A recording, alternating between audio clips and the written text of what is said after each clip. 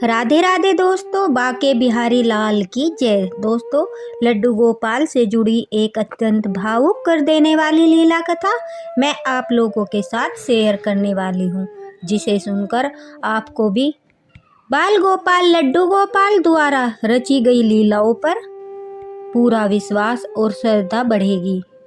दोस्तों, आज की लीला कथा पटना में रहने वाली एक मैया की है, जो लड्डू गोपाल बाल गोपाल की पिछले 18 वर्ष से सेवा कर रही थी। बाल गोपाल लड्डू गोपाल में मैया के प्राण बसते हैं। जब मैया के खुद के बेटों ने उन्हें ठुकरा दिया, तो ऐसे में हमारे ठाकुर जी ने माता जी को अपनाया और उनके बेटों को ऐसा सबक सिखाया कि वह जब तक जिएंगे भूल नहीं पाएंगे।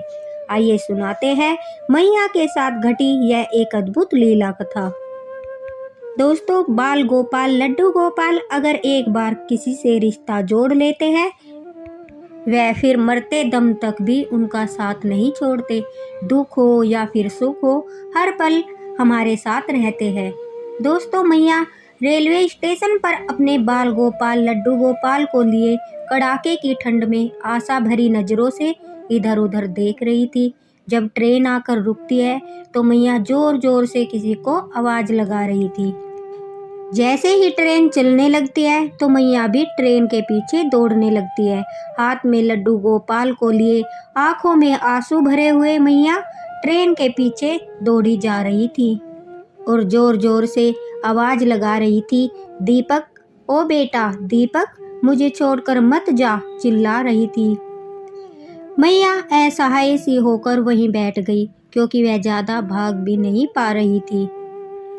तभी दोस्तों, एक चाय वाला जो बहुत देर से मैया को देख रहा था, वह मैया को सर्दी में ठिठुरता देख उनके पास आता है और कहता है, मैया, मैं आपको काफ़ी देर से देख रहा हूँ, आप काफ़ी परेशान लग रहे हो।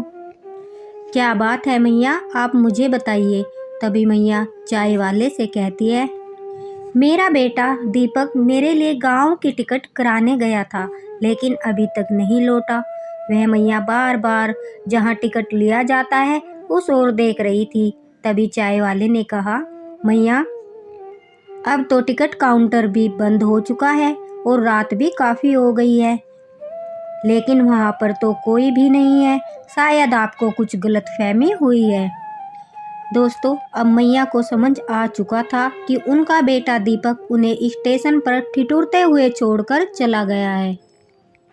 तभी मैया रोने लगती है और चाय वाले से कहती है, बेटा, मेरा लल्ला भूखा है, तुम अगर कुछ खाने को दे दो तो मैं उसे खिला दूँ।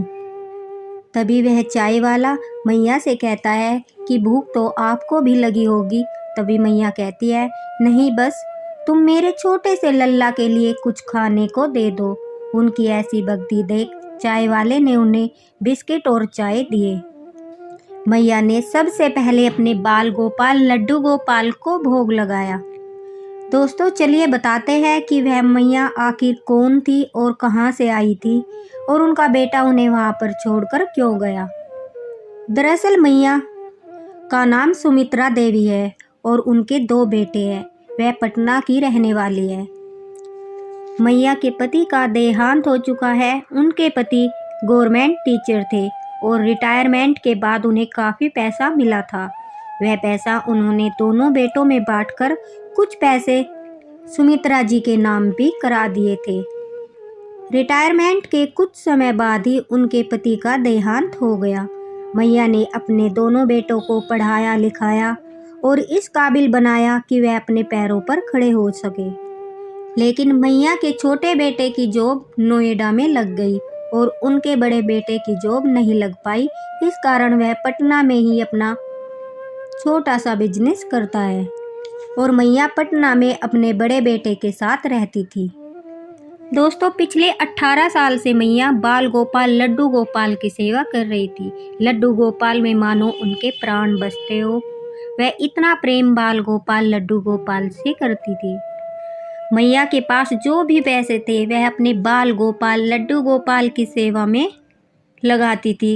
वह किसी से एक पैसा भी नहीं मांगती थी, क्योंकि वह सोचती थी कि ठाकुर जी ने उन्हें इस काबिल बनाया है कि उन्हें बाल गोपाल की सेवा करने के लिए किसी के सामने हाथ फैलाने की कोई ज़रूरत नहीं है।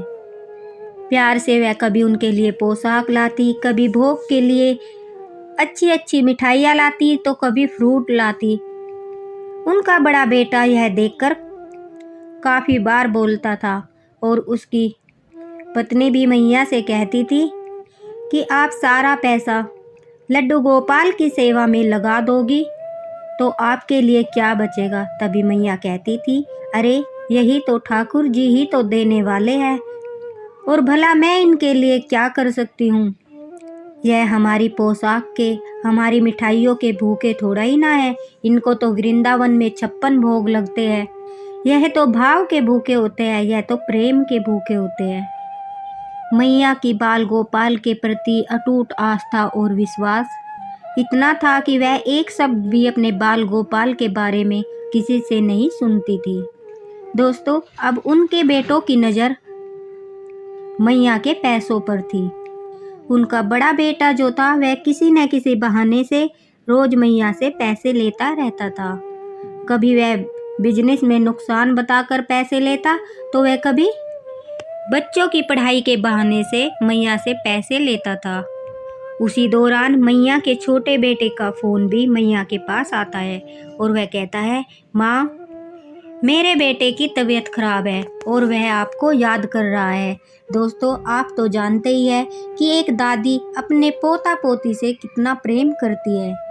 जब मैया को पता चला कि उनके पोते की तबीयत खराब है, वह तुरंत ही अपने बड़े बेटे से कहती है, बेटा तुम्हारे छोटे भाई का फ़ोन आया था और उनके पोते का नाम दोस्तों वंश है। वह कहती है कि वंश की तबीयत काफ़ी ख़राब है और वह मुझे याद कर रहा है। मुझे उसके पास नोएडा जाना है, तुम मेरी टिकट करा दो। तभी उनका बड़ा बेटा मैया पर भड़क जाता है और वह कहता है, वह लोग आपको नहीं बल्कि आपके पैसे लेने के लिए बुला रहे हैं। इतने दिन से तो उन्हें आपकी याद नहीं आई, आज अचानक से उन्हें तुम्हारी याद कैसे आ गई। ठीक है माँ, अगर तुम जाना चाहती हो तो वहाँ जाने से पहले आपके पास जो पैसे हैं वह मुझे देने होंगे, क्योंकि वहाँ जाते ही आप सारा पैसा छोटे को दे दोगी। मैया कहती है, अरे ऐसा बिल्कुल भी नहीं है। वह लोग सचमुच मुझे याद कर रहे हैं और उन्हें मेरी ज़रूरत है। अगर तुम्हारे मन में ऐसी बात है, ठीक है, मेरे अकाउंट में जो पैसे हैं वह मैं तुम्हें दे देती हूँ। बड़े बेटे ने कहा, ठीक है माँ, मेरा काम जैसे ही चलेगा मैं वह पैसे आपको लौटा दूँगा, लेकिन अभी के लिए आप वह पैसे मुझे देकर जाना। मैया ने कुछ पैसे रखकर बाकी के पैसे बड़े बेटे को दे दिए और बाल गोपाल लड्डू गोपाल को लेकर वह नोएडा पहुँच गई। अपने छोटे बेटे को देखकर मैया की आंखों में आंसू आ गए, क्योंकि वह काफ़ी दिनों के बाद अपने बेटे से मिल रही थी। जब मैया अपने बेटे के साथ घर गई तो वहाँ पर लड्डू गोपाल को मैया के हाथों में देखकर मैया की बहू ने अजीब सा मुंह बनाया, जो मैया को बिल्कुल भी पसंद नहीं आया। लेकिन इतने दिनों के बाद वह अपने बेटे से मिल रही थी, इस वजह से वह चुप रही।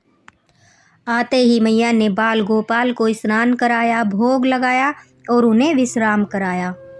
अभी मैया को आए हुए कुछ ही समय हुआ था कि मैया का छोटा बेटा मैया से कहता है, माँ मेरी आर्थिक स्थिति कुछ ठीक नहीं है, मुझे कुछ पैसों की ज़रूरत है, मुझे दवाइयाँ भी लानी है, अगर कुछ पैसों का इंतज़ाम हो जाए तो अच्छा होगा। दोस्तों, मैया के मन में कोई छल कपट नहीं था।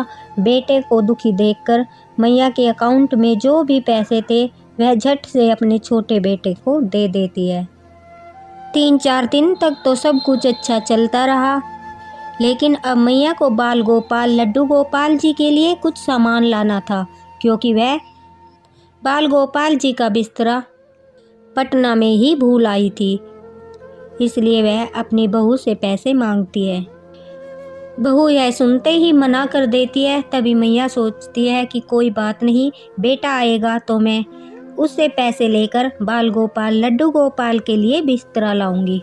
जब उनका बेटा आता है तो दोस्तों जब मैया उससे पैसे मांगती है तो वह भी मना कर देता है और कहता है कि माँ, मैंने पहले ही आपको बताया था कि मेरी आर्थिक स्थिति ठीक नहीं है और ऊपर से आप इस मूर्ति के ऊपर बेफजूल खर्चा कर रही हो। वह कहता है कि मैं तो आपसे खुद पैसों के लिए बात करने वाला था, दरअसल मुझे कुछ और पैसों की ज़रूरत है। तभी दोस्तों मैया उससे कहती है कि बेटा, मेरे पास जो भी धन था मैंने तुम्हें दे दिया। वह कहता है लेकिन पिताजी ने तो काफ़ी पैसे आपके नाम कराए थे और आपने तो मुझे थोड़े से ही पैसे दिए हैं। तब मैया कहती है कि बेटा, कुछ पैसे मैंने तेरे बड़े भाई को दे दिए क्योंकि उसे भी पैसों की ज़रूरत थी। तभी वह मैया के ऊपर भड़कता है और कहता है, एक बार भैया को पैसे देने से पहले मेरे बारे में सोच लिया होता। अगर आपने पैसे दे दिए थे तो यहाँ पर आने से पहले आपको यह बात बतानी चाहिए थी। अब मैया के पास एक भी पैसा नहीं है। यह जानकर बेटे ने माँ से जो कहा उसे सुनकर मैया की आंखों में आंसू आ गए। वह बोला, माँ, आप वापस पटना चली जाइए। मेरे ऊपर पहले से ही पत्नी और बेटे की जिम्मेदारी है। मैं आपका खर्चा नहीं उठा सकता और ऊपर से आप यह मूर्ति बाल गोपाल लड्डू गोपाल को लेकर आई हो। कभी इनके लिए आपको फल चाहिए तो कभी इनके लिए आपको मिठाइयाँ चाहिए। मैं इतने लोगों को बैठाकर नहीं खिला सकता। छोटे बेटे की बातें सुनकर मैया ने बड़े बेटे को फ़ोन लगाया और बोला कि बेटा, मैं पटना वापस आ रही हूँ। तभी बड़े बेटे ने कहा, माँ, हमने आपको इतने दिन रखा है, क्या कुछ दिन यह लोग आपको नहीं रख सकते? आपका सारा बोझ हम ही क्यों उठाए? यहाँ आने की कोई ज़रूरत नहीं है। दोस्तों, यह सुनकर मैया को अपने कानों पर विश्वास नहीं हो रहा था कि जिन बच्चों को उन्होंने इतने प्रेम से पाला आज उनके ऊपर वह बोझ बन रही है। आज अपनी माँ की 2 रोटी भी उन लोगों को दुख रही है।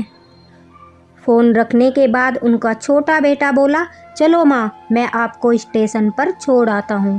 तभी माँ ने कहा, बेटा, मैंने तुम्हें पाल पोस कर बड़ा किया है और आज तुम लोग मुझे बोझ समझ रहे हो। मुझे विश्वास नहीं हो रहा कि मेरे बच्चे मेरे साथ ऐसा कर रहे हैं। वह बाल गोपाल लड्डू गोपाल की तरफ आस भरी नज़रों से देख रही थी। तभी उनकी बहू उन पर भड़कती है और कहती है, माँ जी, आपको सुनाई नहीं दिया? हम आपका और आपकी इस मूर्ति का खर्चा नहीं उठा सकते। मैया ने जब अपने बेटे को बताया कि तुम्हारे भाई ने मुझे पटना आने से मना कर दिया है तो इस पर वह और भी भड़क जाता है। मैया रो कर कहती है कि मैं कहाँ जाऊँगी। तभी छोटा बेटा मैया का हाथ पकड़कर झटके से बोलता है, ऐसे कैसे मना कर दिया? सारे पैसे तो उन लोगों ने ले लिए और आपको रखने से मना कर रहे हैं। अब आपका खर्चा भी वही उठाएंगे। मैया बाल गोपाल को गोदी में लेकर चुपचाप चल दी, लेकिन उनका छोटा बेटा, उसने सारी हदें पार कर दी। उसने टिकट का बहाना करके मैया को स्टेशन पर इतनी ठंड में ठिठुरते हुए छोड़कर चला गया। बाल गोपाल लड्डू गोपाल इन सब के साक्षी बन रहे थे, लेकिन वह हर पल मैया के साथ थे। अब मैया गोदी में बाल गोपाल लड्डू गोपाल को लेकर अपने बेटे की राह देख रही थी। पूरी रात बैठे रहने के बाद जब चाय वाला फिर से आया तो मैया को देखकर हैरान हो गया। उसने मैया को चाय पिलाई और पूछा, क्या हुआ मैया, आपका बेटा नहीं आया? तो मैया रोने लगी। जब मैया फूट फूट कर रो रही थी तभी उनके पास एक लड़का आता है और वह मैया से कहता है कि मैया, आप परेशान लग रहे हो, मैं एक NGO से हूँ, मुझे बताइए, मैं आपकी सहायता करूँगा। जब मैया उस लड़के को सारी बात बताती है तो वह लड़का मैया का वीडियो बनाकर सोशल मीडिया पर वायरल कर देता है। दोस्तों, मैया का वीडियो बड़ी तेज़ी से वायरल होता है जिसमें वह अपनी सारी आप बीती बता रही थी। वह लड़का मैया को NGO में ले जाता है। एनजीओ में जाकर मैया बाल गोपाल लड्डू गोपाल को अपने पास ही सुलाती थी। उस रात दोस्तों मैया को एक चौंकाने वाला सपना आता है। मैया को रात को एक अनुभव हुआ, वह मैं आप लोगों को बताती हूँ। मैया को दिखाई दिया दोस्तों, मैया को रात के समय एनजीओ में बाल गोपाल लड्डू गोपाल सपने में दिखाई देते हैं। उन्हें दिखाई देता है जैसे बाल गोपाल जी का विशाल स्वरूप मैया के सामने खड़ा है और उन्हें एक बड़े घर की तरफ संकेत करते हुए कह रहे हैं कि मैया ये देखो, यह आपका घर है जो मैंने अपने हाथों से बनाया है। तभी मैया की आंखें खुलती है और वह यह सोचकर कि उन्हें सपना आया था, सोने की कोशिश करती है। बाल गोपाल लड्डू गोपाल को लेकर जब मैया सो रही थी तो सुबह अचानक एनजीओ से कोई उनके पास आता है और वह आकर कहता है कि मैया आपसे कोई मिलने आया है। मैया झट से उठकर बाहर जाती है। वह सोचती है शायद उनका बेटा होगा, उसे अपनी गलती का एहसास हो चुका होगा, इसलिए वह उन्हें लेने आया है।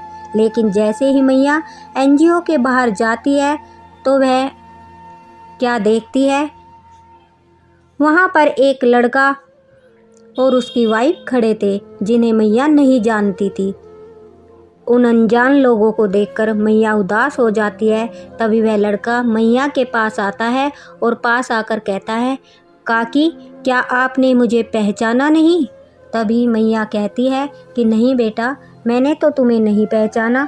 तब वह लड़का कहता है कि काकी मैं विवेक हूँ, गुरुजी मुझे पढ़ाया करते थे और आप मुझे खाना खिलाया करती थी। तभी मैया आंखों में आंसू लेकर विवेक का मुंह अपने हाथों में लेकर कहती है, क्यों रे विवेक, तू तो बिल्कुल बदल गया, इतना बड़ा हो गया। तभी विवेक कहता है कि काकी गुरुजी की शिक्षा की वजह से आज मैं एक बड़ी पोस्ट पर हूँ। गुरुजी ने मुझे बिना पैसों के पढ़ाया लिखाया, मैं एक अनाथ था, आपने मुझे माँ का प्यार दिया। मैंने आपका वीडियो सोशल मीडिया पर देखा, मैं आपको लेने आया हूँ, आप मेरे साथ चलिए। मैं इतने दिनों तक एक माँ के प्यार के बिना रहा, अब मुझे ठाकुर जी ने मौका दिया है कि मैं एक माँ की सेवा कर सकूं। काकी साथ चलने के लिए मना करती है तो दोस्तों विवेक और उसकी पत्नी काकी के पैरों में गिर जाते हैं और उनसे प्रार्थना करते हैं कि आप हमारे साथ चलिए। उन दोनों के प्यार को देखकर काकी उन दोनों के साथ चलने को तैयार हो जाती है। बाल गोपाल लड्डू गोपाल को लेकर काकी विवेक के साथ उसके घर जाती है तो वहां जाकर वह चौंक जाती है। दोस्तों विवेक का घर वही था जो रात को बाल गोपाल लड्डू गोपाल ने सपने में काकी को दिखाया था। यह देखते ही काकी समझ जाती है कि यह कुछ और नहीं बल्कि बाल गोपाल लड्डू गोपाल जी ने लीला रची है। मैया अपने लल्ला की तरफ मुस्कुराती है, बाल गोपाल की तरफ देखकर मुस्कुराती है और कहती है कि हे ठाकुर तेरी लीला तू ही जाने। जिन बेटों को मैंने पाल पोस कर बड़ा किया उन लोगों ने मुझे ठुकरा दिया, लेकिन तूने ऐसी लीला रची, कुछ ही पलों में एक राम जैसा बेटा मुझे दे दिया। विवेक एक बड़ी कंपनी में मैनेजर की पोस्ट पर था, उसका घर भी काफ़ी बड़ा था। विवेक का एक बेटा था। बाल गोपाल की कृपा से मैया को भरा पूरा परिवार मिल चुका था। विवेक की पत्नी मैया की पूरे दिल से सेवा करती थी। विवेक ने बाल गोपाल लड्डू गोपाल के लिए भी एक प्यारा सा मंदिर बनवाया, जिसे देखकर मैया इतना खुश हुई कि विवेक को आशीर्वाद देने लगी। दोस्तों विवेक जिस कंपनी में काम करता था उस कंपनी में एक बड़ा फंक्शन था, जिसमें विवेक मैया को भी बड़े आदर और सम्मान के साथ अपनी पत्नी और बच्चों के साथ लेकर गया था। उसी दौरान वहां पर मैया का छोटा बेटा भी अपनी कंपनी की तरफ से कुछ दोस्तों के साथ आया था। जब मैया विवेक के साथ अच्छी साड़ी पहनकर गाड़ी से उतरी, उनके छोटे बेटे ने मैया को देखा और वह उन्हें देखकर चौंक गया। उसे अपनी आंखों पर विश्वास नहीं हो रहा था। वह दौड़कर मैया से मिलने के लिए आता है, लेकिन मैया उसे अनदेखा करके विवेक का हाथ पकड़कर वहाँ से चली जाती है। मैया का छोटा बेटा अपनी नज़रें झुकाए अपने किए पर शर्मिंदा होकर वहीं खड़ा रह जाता है। यह उसके कर्मों का ही फल था कि आज उसे नज़रें झुकाकर खड़ा होना पड़ रहा था। मैया के साथ तो बाके बिहारी जी थे, बाल गोपाल लड्डू गोपाल थे। उनका बेटा तो उन्हें मरने के लिए स्टेशन पर छोड़कर चला गया था। शायद वह यह भूल गया था कि जिसके साथ सृष्टि के पालनहार है, जिसके साथ सारी सृष्टि के रचयिता है, उसका कोई भी कुछ नहीं बिगाड़ सकता। सोशल मीडिया पर मैया की वीडियो वायरल होने की वजह से उनके बेटों की कहीं भी कुछ इज्जत नहीं बची थी। सभी लोग यह कहते थे, देखो जिस माँ ने इन्हें पाल पोस कर बड़ा किया, अपना सारा जीवन इन बेटों पर लुटाया, उन्होंने माँ को बेसहारा छोड़ दिया। मैया विवेक के साथ काफ़ी खुश थी। वहाँ पर उन्हें वो सारी खुशियाँ मिल रही थी जो उनके बेटे उन्हें कभी नहीं दे पाए। विवेक उनकी पूरी इज्जत करता था। विवेक की पत्नी भी मैया की पूरी देखभाल करती थी। उम्र के इस पड़ाव पर मैया को सब सुख सुविधाएं मिल रही थी और यह हमारे ठाकुर जी की ही कृपा थी, हमारे बाल गोपाल जी की ही कृपा थी। बाल गोपाल लड्डू गोपाल परीक्षा जरूर लेते हैं, लेकिन वह जब अपनी कृपा बरसाते हैं, अपनी लीला रचते हैं, तो सबको चौंका देते हैं। स्टेशन पर ठंड में ठिठुरती हुई मैया आज अपनी जिंदगी पूरी शान और शौकत से गुजार रही थी और वह पूरा खुश थी। बाल गोपाल लड्डू गोपाल ने जैसी कृपा मैया पर बरसाई, ऐसी ही सब भक्तों पर बरसाना, सबके दुखों को दूर करना। हे ठाकुर जी, सबके घरों में खुशियाँ लाना। इसी आशा के साथ अगर आप लोगों को यह वीडियो पसंद आया हो तो इसे शेयर अवश्य करना। दोस्तों, जो अपने माता पिता की सेवा करते हैं, उनका सम्मान करते हैं, तो ठाकुर जी भी उन पर अपनी कृपा जरूर बरसाते हैं, अपना आशीर्वाद उनके सर पर जरूर रखते हैं। इसलिए अपने से बड़ों का सम्मान कीजिए। इसी के साथ राधे राधे।